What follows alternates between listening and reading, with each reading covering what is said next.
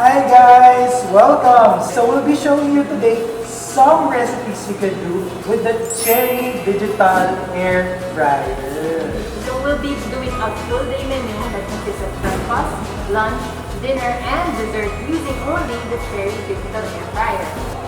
So for breakfast, what we will be doing is the Monte Cristo sandwich. But first, let's preheat the Cherry Digital Air Fryer. So we'll turn it on 170 degrees at 5 minutes. Yeah. So this one in case that it's already running. Yeah. So while he's doing that, I'll be whisking 1 egg and milk together. I'm pouring my milk here. So we're spreading mayo and mustard generously on the bread. So I like to be very generous with my ham and cheese.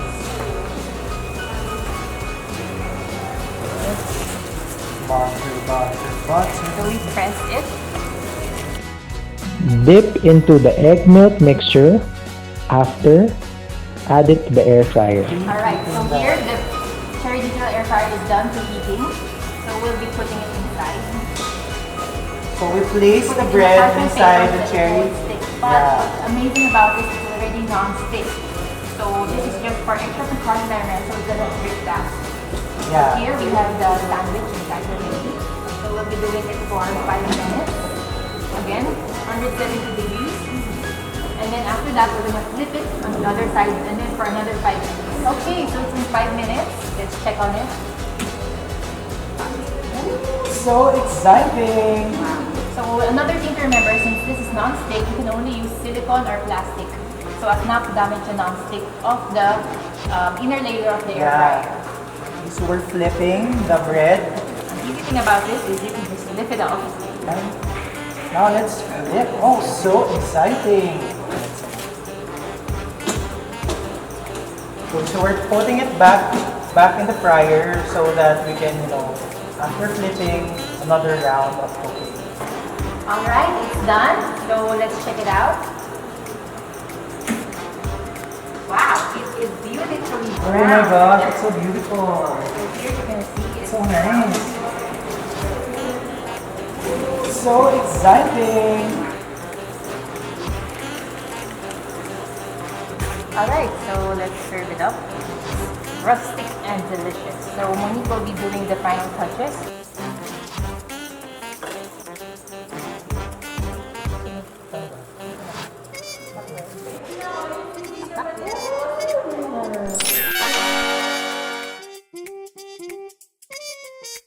So our lunch would be cornflake crusted fish and chips. So this is the take on the normal fish and chips, but we're going to put it with cornflake crusted, and it will be cooked with no oil at all. So we'll be using the Cherry Digital Air Fryer for that. What we will be doing is first, we'll put some lemon juice, add salt and pepper. So I'm just massaging the fish so that the marinade is equally distributed. So we're mixing the crumbs together. So we're gonna add some dried parsley too. Then some salt and pepper to taste. Let's make it cheesy. Exciting, right? And then pure egg solution. Before we place it to the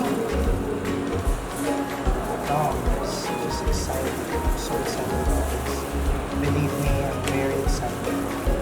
So we won't be using any more paper for this because we want it to have the 360 degrees full circulation. Yes. Right? So we don't want to crowd it so much. So I think this is okay for the first batch. Okay, so for our wedges, what we will be doing is already clean. We just have to make it more thinner.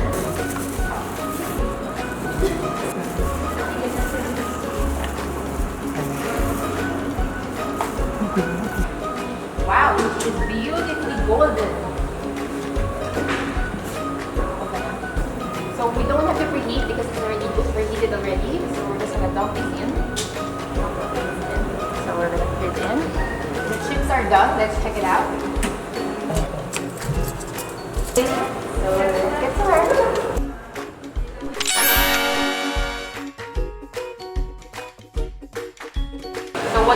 dinner is a sausage surprise. So we have some Hungarian sausages, and then we chopped up some potatoes, broccoli, bell pepper, and carrots. So here we have it. So we are just going to marinate this and toss it in the mixture of some garlic powder, onion powder, parsley, and thyme and basil. So I've already pre-made this mixture. So all we have to do is just toss it in, dunk it in the air fryer, and just heat it. And that's it. So we just dunk it all in. Sausage. Air fryer 15 minutes. Wow, it's looking amazing. So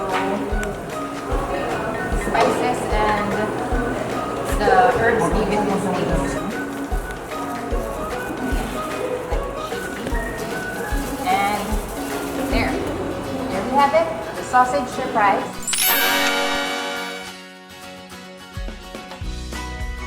For dessert, we'll have the dark chocolate pudding.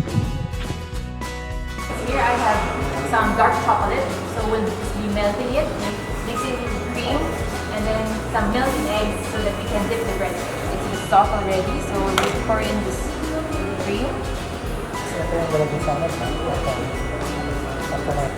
So that is 2/3 cup of sugar. We're using brown sugar.